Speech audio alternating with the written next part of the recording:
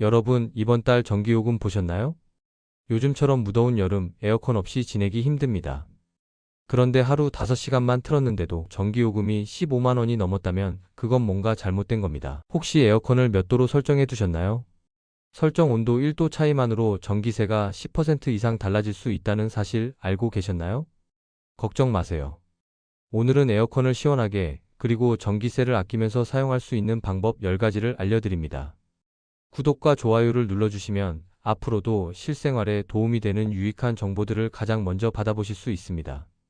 에어컨을 시원하게 틀 때 전기요금 걱정 없이 보내려면 가장 먼저 알아야 할 것은 설정 온도입니다. 사람들은 무조건 낮은 온도로 틀어야 시원하다고 생각하지만 에어컨은 실내 온도와 설정 온도의 차이가 클수록 더 많은 전력을 소모합니다. 예를 들어 24도로 설정하면 실외 온도 32도일 때 무려 8도를 내리는데 엄청난 에너지가 듭니다. 하지만 26도에 설정하면 전력 소모가 크게 줄고 실제 전기요금이 한 달에 10% 이상 절약됩니다. 게다가 선풍기를 함께 쓰면 체감 온도는 24도 수준까지 떨어져서 시원함도 유지할 수 있습니다. 많은 분들이 잠깐 외출할 때마다 에어컨을 끄는 것이 절약이라고 생각하지만 에어컨은 꺼졌다가 다시 켜질 때 전력을 가장 많이 소비합니다. 실내가 다시 더워진 상태에서 전원을 켜면 처음보다 더 많은 전력이 들어가죠. 따라서 30분 이내의 외출이라면 에어컨을 끄는 것보다 절전 모드로 유지하는 편이 더 절약입니다. 요즘 에어컨은 대부분 타이머 기능이나 외출 모드가 있으니 이를 활용해 보세요. 에어컨 필터는 주기적으로 청소해 주셔야 합니다. 필터에 먼지가 쌓이면 바람이 잘 나오지 않아 내부 팬이 과열되고 그만큼 에너지도 더 소비됩니다. 0.1 정도의 먼지만 쌓여도 냉방 효율이 최대 20% 떨어진다는 연구 결과도 있습니다. 최소 2주에서 한 달에 한 번 물세척하거나 진공청소기로 먼지를 제거해주는 것이 중요합니다. 정기적으로 청소해주면 전기세뿐 아니라 냉방 성능도 훨씬 향상됩니다. 대한민국 전기요금은 누진제가 적용되어 있습니다. 사용량이 많아질수록 요금이 기하급수적으로 늘어나는 구조입니다. 예를 들어 299kW를 사용하면 1단계 요금이지만 301kW만 써도 2단계로 넘어가며 요금이 확 올라갑니다. 단 2kW 차이인데도 말이죠. 이 구간을 넘지 않도록 에어컨 사용을 분산하거나 세탁기나 전자레인지 등 고전력 가전제품 사용 시간을 조절하는 것이 좋습니다. 한전 파워플래너 같은 스마트폰 앱을 활용하면 현재 전력 사용량을 실시간으로 확인할 수 있으니 꼭 설치해보세요.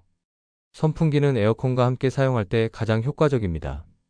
에어컨은 한 방향으로 냉기를 뿜기 때문에 실내 전체에 고르게 퍼지지 않습니다. 이때 선풍기가 바람을 순환시켜주면 체감 온도는 낮아지고 설정 온도를 올려도 시원함을 유지할 수 있습니다. 에어컨은 벽 쪽으로, 선풍기는 대각선 방향으로 놓으면 효과가 더욱 좋습니다. 여름철 실내가 덥게 느껴지는 가장 큰 이유는 창문을 통해 들어오는 직사광선입니다. 특히 남향이나 서양창은 아침과 오후에 강한 햇살로 실내 온도를 빠르게 올립니다. 암막 커튼, 단열 필름, 블라인드 등을 설치하면 햇빛을 차단하고 실내 온도를 23도나 낮출 수 있습니다. 낮 동안 외출할 때는 반드시 커튼을 쳐두고 창문을 닫아두면 에어컨이 훨씬 덜 작동하게 되어 전력 사용을 줄일 수 있습니다. 실외기의 위치와 상태도 매우 중요합니다. 실외기가 벽에 바짝 붙어 있거나 통풍이 잘 되지 않는 곳에 설치되어 있다면 열이 빠져나가지 않아 에너지 소모가 크게 늘어납니다. 실외기는 벽에서 최소 30cm 이상 떨어지게 하고 햇빛을 직접 받지 않도록 그늘막을 설치해 주는 것이 좋습니다. 간단한 그늘막만 있어도 전력 소비를 10에서 15% 줄일 수 있습니다. 시니어분들을 비롯한 일부 가정에서는 정부가 제공하는 에너지 바우처나 전기요금 감면 혜택을 받을 수 있습니다. 기초생활수급자, 차상위계층, 장애인, 고령자 등이 해당되며 신청만 하면 여름철 기준 월 최대 16,000원까지 할인받을 수 있습니다. 주민센터나 한국전력고객센터에 문의하면 자격 확인과 신청이 가능합니다. 에어컨의 냉기가 잘 퍼지도록 실내 구조를 바꾸는 것도 중요합니다.